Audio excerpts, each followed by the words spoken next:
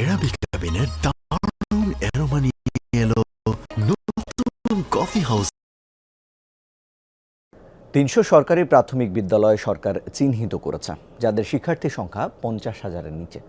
দুঃখিত, ৫০-এর নিচে।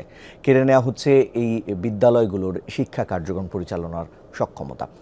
শিক্ষা সচিব জানিয়েছেন, পাশের সরকারি স্কুলের সাথে শিক্ষক এবং শিক্ষার্থীদের একীভূত করা হবে। তবে এসব স্কুল ভবনকে পরিত্যক্ত ঘোষণা না করে কারিগরি প্রশিক্ষণ কেন্দ্র বানানোর পরামর্শ শিক্ষা গবেষকের। ওয়ালটন ফ্রিজ কিনে অনেকের মতো আপনিও হয়ে যেতে পারেন মিলেনিয়াল। সেরা পণ্যের সেরা অফার।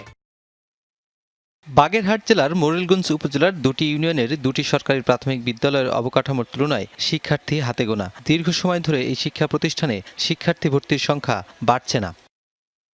গাইবান্ধার পলাশবাড়ী উপজেলার তেকানি সরকারি প্রাথমিক বিদ্যালয়ে একজন শিক্ষক, শিক্ষার্থীও একজন। সারা দেশে এমন ৩০০ সরকারি প্রাথমিক বিদ্যালয় সরকার চিহ্নিত করেছে, যাদের শিক্ষার্থী সংখ্যা ৫০-এর নিচে।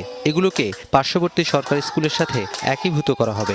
প্রায় ৩০০-র কাছাকাছি এই স্কুলগুলিকে আমরা মার্জ করে দিব, যেখানে আমার শিক্ষার্থীর সংখ্যা ৫০-এর নিচে।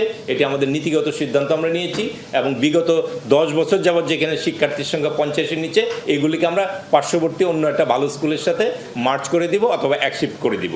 খুলনার বাটিয়াঘাটার মোহাম্মদনগর সরকারি প্রাথমিক বিদ্যালয়ে শিক্ষার্থী পড়ছে ১০০০-এরও বেশি। সেখানে শিক্ষকের সংখ্যা মাত্র ৫ জন। শ্রেণীকক্ষের সংকটও রয়েছে।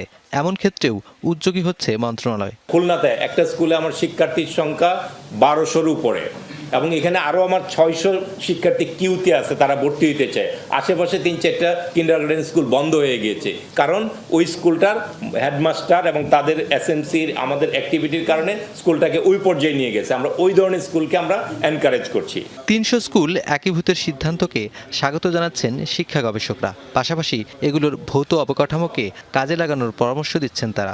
আগামী ২০ বছর আর এখানে শিক্ষার্থী বাড়বে না। যদি এরকম কোনো ডেটা থেকে থাকে তাহলে বন্ধ হতে পারে। আপনি এই রিসোর্সটাকে কাজে লাগিয়ে আপনি তখন কি করতে পারতেন, যে কমিউনিটি সেন্টার হতে পারতো সেখানে, যেখানে নিরক্ষর আছে নিরক্ষরদেরকে স্বাক্ষর করার বিষয়টা হতে পারতো। লাইফ লং লার্নিংয়ের পার্ট হিসাবে ওই স্পেস যে বিদ্যালয়গুলিকে আপনি ব্যবহার করতে পারতেন। একবার বন্ধ করে দিলে এটা কিন্তু আবার চালু করা খুব কঠিন হয়ে যায়। আমার মনে হয় বন্ধ না করে এটাকে অন্যভাবে কিভাবে কাজে লাগানো যায় সেই জিনিসটা যদি আমরা করতে পারি তাহলে ভালো ফল আসবে। শিক্ষক শিক্ষার্থীর অনুপাত সুষম করার পাশাপাশি প্রাথমিক শিক্ষাক্ষেত্রের অনিয়ম ও দুর্নীতি বন্ধ না হলে মানসম্মত শিক্ষা নিশ্চিত করা কঠিন বলে মনে করেন শিক্ষা গবেষক। নুনবী সরকার, যমুনা নিউজ, ঢাকা।